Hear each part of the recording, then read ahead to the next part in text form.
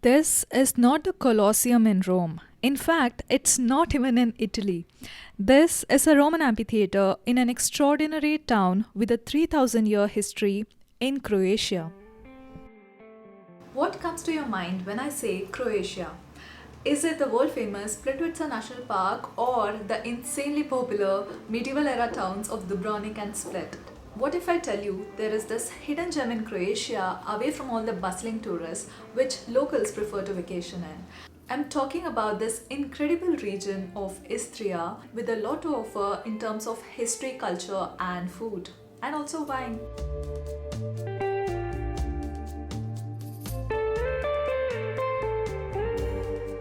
Full disclaimer, I had no plans of visiting the Istria region in Croatia, but after my couchsurfing host in Zagreb, Dario, told me that it's where locals vacation, I knew I had to check it out.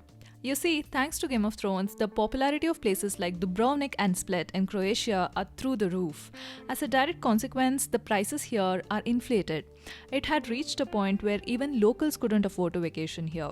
The perils of over-tourism. Instead, locals prefer to bask in the sun, relax and swim in the beautiful beaches in the Istria region. Hi, I'm Raksha. Welcome back to my channel. This is episode 6 of the Europe series, back when I was traveling in Europe for 3 months solo. In this video, I'll take you to this idyllic coastal town in the Istria region and show you a glimpse of what makes this region so special. I pushed my Slovenia travels for a few days to accommodate Istria, and I'm so glad I did. To back it up, I traveled from Korenica, close to Plitvice National Park from the previous video, to Rijeka through BlaBlaCar. This was the best option as there was no proper public transportation between these places. So what is BlaBlaCar? A community-based travel network which essentially makes it easier for strangers to carpool.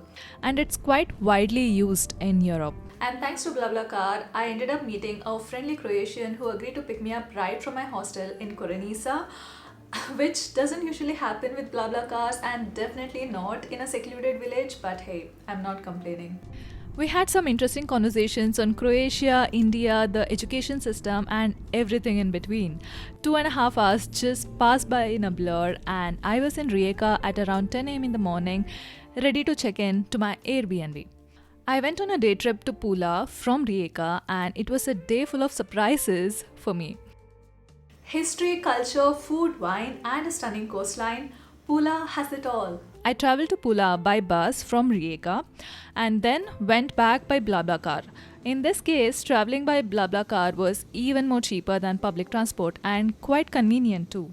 I spent the day walking around the town through narrow cobblestone streets, stumbling into some interesting shops, getting lost, and just enjoying the beach town vibe. And then I came across this imposing structure, the Pula Arena. Like everyone else, I associated Roman amphitheaters with the Colosseum in Rome, and this revelation shocked me. This amphitheater, known as Pula Arena, was built around the 1st century AD and could seat over 26,000 spectators. It's the 6th largest surviving Roman arena.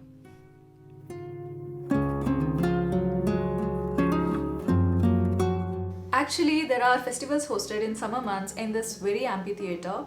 Imagine being able to watch performances from the same place which was meant for gladiator fights. That should be something.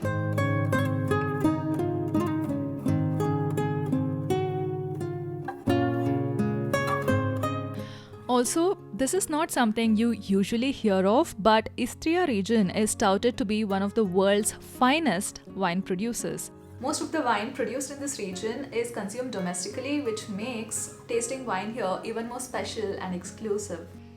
I only found out about it later, but when you're here, sample the coveted Istrian wine. Geographically speaking, Croatia is quite close to Italy. In fact, you will see Pula to Venice boat ride posters like this quite often here. I walked some more and reached the beach. Sometimes we wait for other people, friends, family, to plan our trips, to dance, or in general have fun. But being here, figuring out everything by myself, taking a dip in these white pebbled Adriatic beach because I wanted to, I realized that you don't need to wait for anything or anyone else. All we have is now, and it's up to us to make the best of it. I enjoyed this solo date with myself, being a stranger in a foreign country, away from everyone that I know. I only ended up visiting Pula in this trip, but Istria region has so many interesting towns. I actually wanted to visit Opatia as well, but due to lack of time, I couldn't do it. So if you are going to this region, I would suggest at least a few days here to actually explore this region.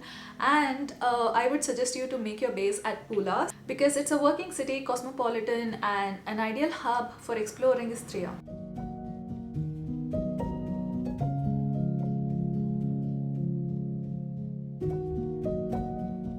And coming to where I made my base, turns out it's quite an interesting town too.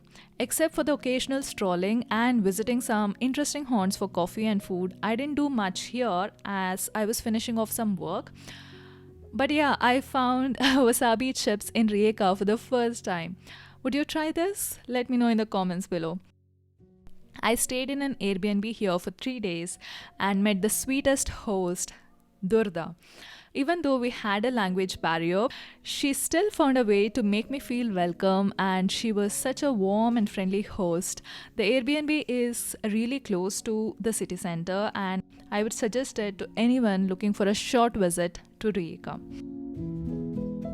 I made a mental note of revisiting Istria as I couldn't explore much this time and headed off to my next country, Slovenia, where I'll be staying in an obscure village and volunteering in a meditation center. Like this video and subscribe to this channel, and I'll see you in the next video.